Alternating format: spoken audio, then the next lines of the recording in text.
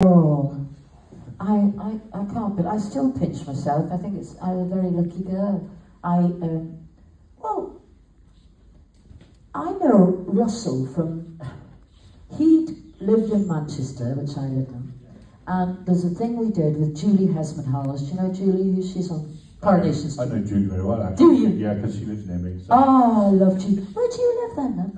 I live in Blackburn. Broadbottom. Yeah, She lives, yeah. She lives, yeah.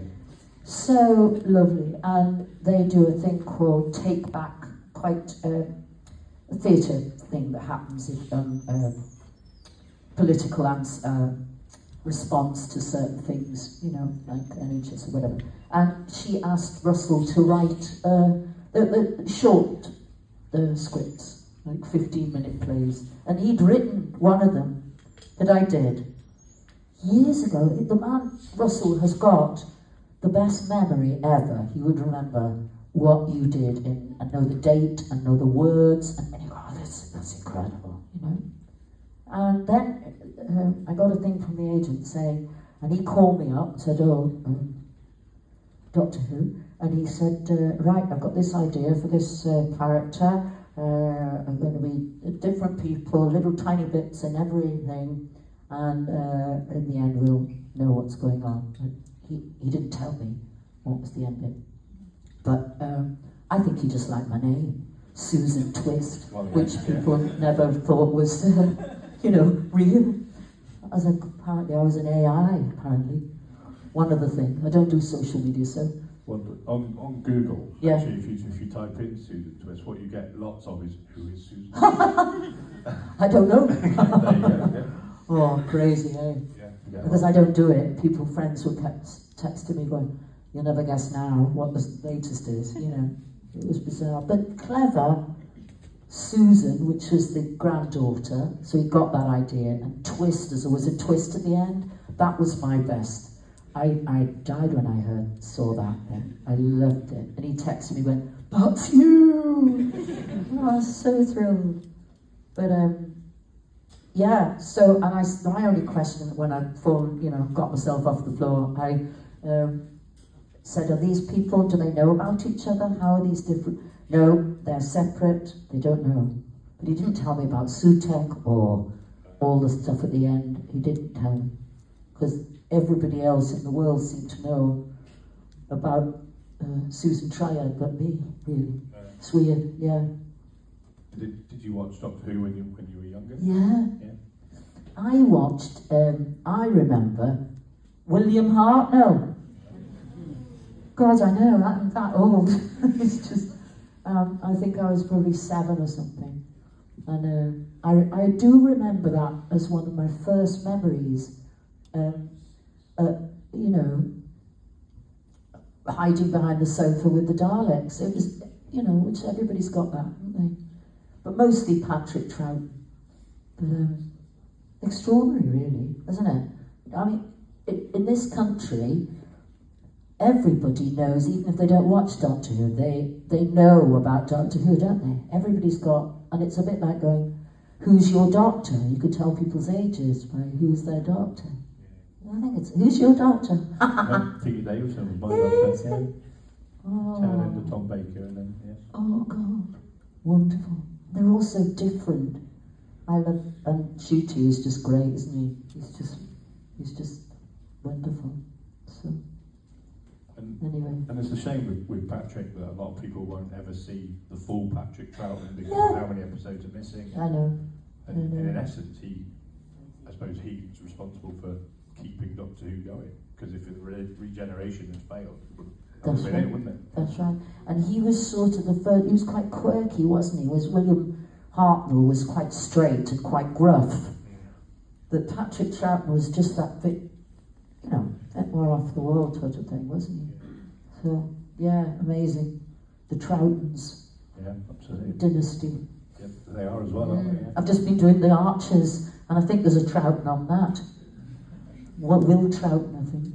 Yeah. Amazing. Oh dear. Oh, sorry, am I twittering on about? No. Okay. Oh. Some of you guys must have questions. Oh. Thank you. Do you know, they were all little tiny bits, weren't they? And they were so brilliantly written, because he's a genius. They were, I loved the 73 yards, the hiker, because that was a lovely time, and she had I had a bit more substantial thing to do, you know, she was a bit of jolly hockey stick type. But I loved the tea lady as well, because I love the Beatles, I love that. And the fact that it was, there's no more music, you know, what would happen if there was no music? I thought that was fantastic. And who else? They all were lovely in their own way, you know. And Susan Triad, of course, had the meatiest bits. But thank you for the question. Which was yours? I did like Susan Triad. Yeah. I was a fan of the ambulance as well. Oh, yeah. That's Russell's favourite one of all the characters. The ambulance. Yeah, I thought that was a bit like, you know, that, oh gosh, Hal in Space Odyssey, not Space Odyssey, that's David Bowie, isn't it? Oh, is it? Oh, yeah, and I got the idea that it should sound like, a bit like that sort of horribly sinister, calm voice, you know? So, because there was no real what to do as in that ambulance, but I thought, oh, it sounds a bit like she should just be that sort of horribly sinister, nice woman who's really going to kill you. Anyway, yeah. Thank you. Acting with the same actors and the same characters. Do you understand what I mean? You're the only one playing a different role in each episode. Yeah, because they are different, and he writes them different. So it's like doing a different play, doing a different part. Doesn't matter if you're like Rep. You'd be in a company with the same actors, and you'd be doing a different play every 2 weeks, you know. So you're playing a different story. So the Cockney tea lady was, I just had to, because he gave you like a few lines, and because he's so clever, you got an idea of who that person is. You know. It must be strange for all the others on set. Who's she going to be this week? Yeah, but great makeup and everything. So I don't think, because it was mostly because he didn't want me to meet Shooty. Even in the tea lady, there was a bit where I gave him the tea and was chatting on, and he wasn't looking at me, and he took the tea. So the timing of that had to be done, so he didn't actually look at, because he didn't know he'd seen this woman until the end.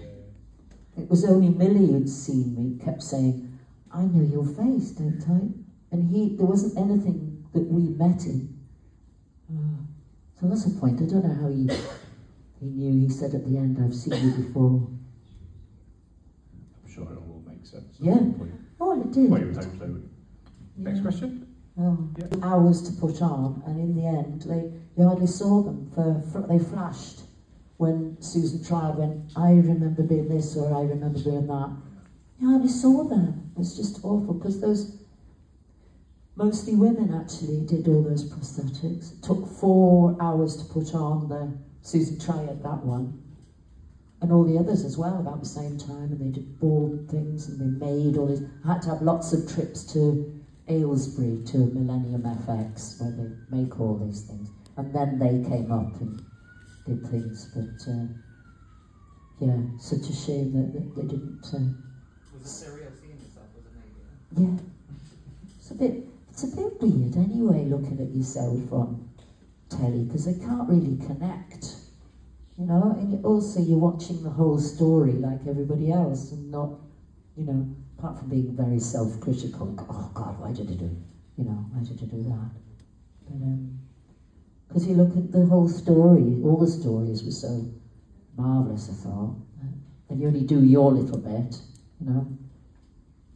So that was, but it was lovely putting them on, and taking them off took a long time as well, you know, and all the contact lenses we had to have in. So, yeah, it's lucky, very lucky woman, aren't I?